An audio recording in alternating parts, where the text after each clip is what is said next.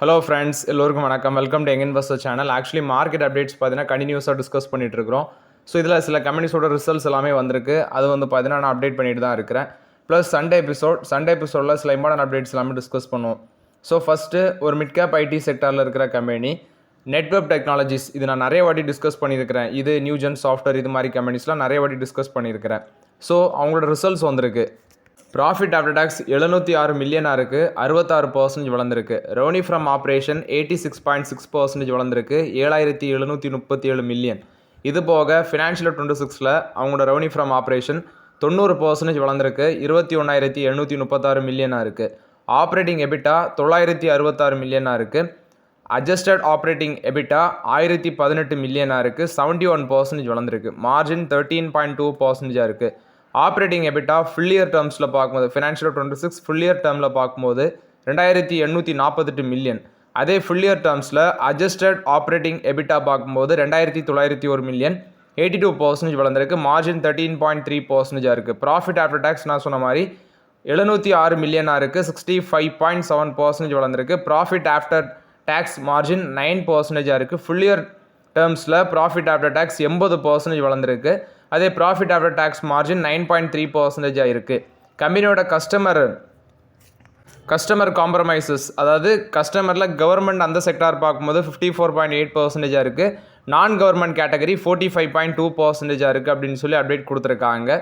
So அது மட்டும் இல்லாமல் இவங்களுக்கு ஏஐ சிஸ்டத்துலேருந்து வந்த ரெவன்யூ மட்டுமே இயர் ஆன் இயர் பேசிஸில் 459.6% வளர்ந்துருக்குன்னு சொல்லியிருக்கிறாங்க. ஸோ இதில் அவங்களோட டோட்டல் ஆப்ரேட்டிங் ரெவன்யூக்கு அந்த ஏஐ சிஸ்டம் ரெவன்யூ 43.4% கான்ட்ரிபியூட் பண்ணியிருக்கு. 3 ரூபா per ஷேர் டிவிடன் அனௌன்ஸ்மெண்ட் பண்ணியிருக்கிறாங்க நெட்வெப் டெக்னாலஜிஸ். பட் இந்த ஸ்டாக் இப்போ கன்சிடர் பண்ணல லெவலில் இருக்கா அப்படின்னு சொல்லி பார்க்கும்போது கன்சிடர் பண்ண ஆப்பர்ச்சுனிட்டி இல்லை. 4069 ரூபாவில் இருக்குது. 129 டைம்ஸ் ஏர்னிங்ஸில் இருக்குது. பி ரேஷியோ வச்சு பார்க்கும்போது நெட்வெப் டெக்னாலஜிஸ் முன்னாடியே இருக்குன்னா வச்சுக்கோங்க, ஃபண்டமெண்டலி ஸ்ட்ராங்கான கம்பெனி. பட் இப்போதைக்கு ஆப்பர்ச்சுனிட்டி இதில். இது நெட்வெப் டெக்னாலஜிஸ் போஸ்ட் பண்ண ரிசல்ட்ஸ் அப்டேட்டு. நெக்ஸ்ட்டு மதுசூதன் கேலாவோட போர்ட்ஃபோலியோ பார்த்தீங்கன்னா ஸ்டாக் 135% அளவுக்கு ரேலியாக இருக்குது. ஃபஸ்ட்டு பார்க்கும்போது இது நான் 1 இயர் டேர்ம்ஸில் சொல்கிறேன். சுபம் பேப்பர்ஸ் அப்படிங்கிற ஒரு கம்பெனி 90 ரூபாலேருந்து 210 ரூபா வரைக்கும் போயிருக்கு, 132% ரேலியாக இருக்குது. இந்த ஸ்டாக்கில் அஸ் ஆஃப் மார்ச் அவர் 7.04% ஸ்டேக் வச்சுருக்கிறாரு. அதோட வேல்யூ 40 கோடி. அடுத்து ராஷி பெரிஃபரல்ஸ் 1 இயரில் 63% ரேலியாக இருக்குது, 282லேருந்து 459 வரைக்கும் போயிருக்கு, 2.44% ஸ்டேக் வச்சுருக்கிறாரு, 74 கோடியாக இருக்குது அப்ராக்சிமேட் வேல்யூ. இந்தியா புல்ஸ் இது 13 ரூபாலேருந்து 20 ரூபாய்க்கு போயிருக்கு, 50% ரேலியாக இருக்குது, 2.22% ஸ்டேக் ஓன் பண்ணுறாரு. அதோட approximate value 102 crores. SG Finserv இது 43% ரேலியாக இருக்குது, 396லேருந்து 567 பேருக்கு, 1.46% ஸ்டேக் வச்சுருக்கிறாரு. Current value 54 crores. Sangam India 390லேருந்து 519 பேருக்குது, 33% கெயின் ஆயிருக்கு, 4.86% ஸ்டேக் வச்சிருக்கிறாரு. வேல்யூ பார்க்கும்போது 127 கோடி.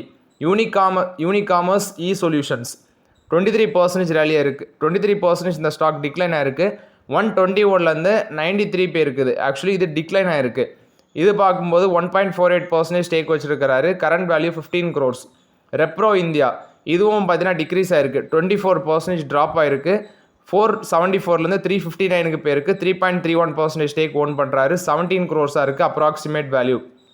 ஆப்டெக் 152லேருந்து 105க்கு டவுன் ஆயிருக்கு, 32% விழுந்திருக்கு, 1.06% ஸ்டேக் வச்சிருக்கிறாரு, approximate value 7 crores. MK Ventures Capital 32% decline ஆயிருக்கு, 1513லேருந்து 1035 டிக்ளைன் ஆயிருக்கு, 74.36% ஸ்டேக் ஓன் பண்ணுறாரு. அதோட approximate value 296 crores. Indostar Capital Finance 302லேருந்து 202 டவுன் ஆயிருக்கு, 33% டவுனு, 2.09% ஸ்டேக் ஓன் பண்ணுறாரு, approximate value 68 crores. New addition to portfolio, அவரோட போர்ட்ஃபோலியோவில் ஆட் பண்ண stock Aptech, India Bull, Simplex Infra, Shubham Papers. இதை அவர் ஆட் பண்ணியிருக்காரு March 2026. Mazagon Dock Shipbuilders Colombo டாக்கியாட 452 கோடிக்கு டேக் ஓவர் பண்ணியிருக்கதாட்ட அப்டேட் கொடுத்துருக்காங்க. இது மூலம் மட்டும் அவங்களுக்கு new clients, new contractors, international மார்க்கெட்டில் அவங்களோட பிஸ்னஸ் இன்னும் எக்ஸ்பேன்ஷன் ஆகும் அப்படின்னு சொல்லி அப்டேட் கொடுத்துருக்காங்க. Indian marine time presence Indian ocean ரீஜனில் அவங்களோட பிஸ்னஸை இன்னும் ஸ்ட்ரென்தன் பண்ணுறாங்க. ஸ்ரீலங்கா கொலம்போ டாக்யார்ட் அதில் 51% கண்ட்ரோலிங் ஸ்டேக்கை இவங்க எடுத்திருக்காங்க. இது மேசகான் டாக் ஷிப்பில்டர்ஸுக்கு ஒரு பாசிட்டிவ் அப்டேட்டாக இருக்குது. நெக்ஸ்ட் எஸ்பிஐயோட Q4 ரிசல்ட்ஸ். இந்தியாவில் one of the largest banks and financial service organisation. கிட்டத்தட்ட அவங்களோட அசட் பேஸே பார்க்கும்போது 61 trillion கிட்ட வரும். 50 கோடி கஸ்டமர்ஸ் ஓன் பண்ணிட்டு இருக்காங்க. இவங்களோட வேஸ்ட் நெட்ஒர்க் பார்க்கும்போது 23,085 பிரான்ச்சஸ், 63,580 ATMs, ADWMS ப்ளஸ் வந்து பிசி அவுட்லெட்ஸ் 82,900 வச்சுருக்காங்க. ஸோ இவங்களோட ரிசல்ட்ஸ் வந்து மே 8 அப்டேட் பண்ண இருக்கிறாங்க. இது வந்து ஸ்டேட் பேங்க் ஆஃப் இந்தியாவை பொறுத்த வரைக்கும் அப்டேட்டு. ராஜஸ்தான் ராயல்ஸை வாங்க போகிறாங்க அப்படின்னு சொல்லிலாம் பேச்சு இருந்துச்சு. அந்த பெங்களூருவை வந்து பை அவுட் பண்ணும்போது ராஜஸ்தானும் சேலுக்கு தான் இருந்துச்சு. கிட்டத்தட்ட $1.63 billion.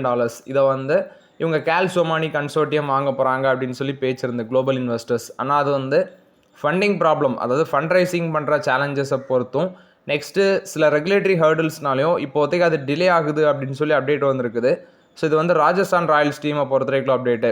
இந்த Somani led consortium global investors அதில் யாரெல்லாம் வராங்கன்னு சொல்லி பார்க்கும்போது ராப் வால்டன், நெக்ஸ்ட்டு வால்மார்ட்டோட fortune and principal owner of NFL Denver Broncos Sheila Ford Hamp, principal owner of the NFL franchise Detroit Lions, அடுத்து அவங்களோட சன் மைக்கேல் ஹேம்ப், இவங்க எல்லாமே பார்த்தீங்கன்னா இன்வெஸ்டர்ஸ் ஆட்டு உள்ளே வரதாட்டு அப்டேட் கொடுத்துருக்காங்க.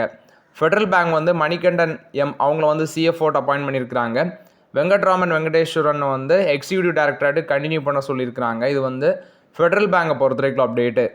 நெக்ஸ்ட்டு பர்கர் பெயிண்ட்ஸ் 3 to 5% வந்து பார்த்தீங்கன்னா ப்ரைஸ் ஹைக் பண்ண போகிறாங்க அப்படின்னு சொல்லி அப்டேட் கொடுத்துருக்காங்க மே 5 காரணம் என்ன அப்படின்னு சொல்லி பார்க்கும்போது இன்புட் காஸ்ட் வந்து இன்க்ரீஸ் ஆயிருக்கு அப்படிங்கிறத ஒரு ரீசனாட்டு மென்ஷன் பண்ணியிருக்கிறாங்க.